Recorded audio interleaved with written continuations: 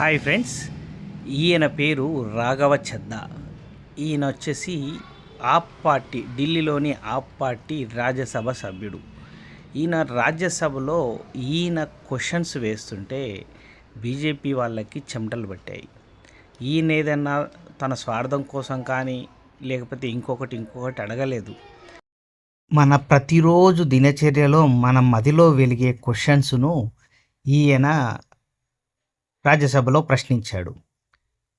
అయితే ఇతన్ని అభినందించాల్సింది పోయి ఆ పార్టీ ఇతన్ని ప్రశ్నించకుండా ఇతన్ని పదవిని కట్ చేసింది. అయితే ఆ పార్టీ ఫస్ట్ నుంచి బీజేపీని వ్యతిరేకిస్తూ ఉంది కదా!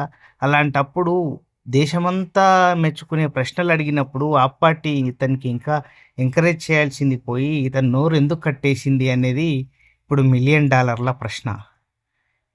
ఆ ప్రశ్నలో ఒక ప్రశ్న ఏంటంటే, మనం రీఛార్జ్ చేపించుకున్నప్పుడు మనకు 28 రోజులకే మంత్ అని చెప్పేసి బిల్ తీసుకుంటుంది. అలా ఎందుకు తీసుకుంటుంది? ఒక నెల అంటే 30 రోజులు కదా!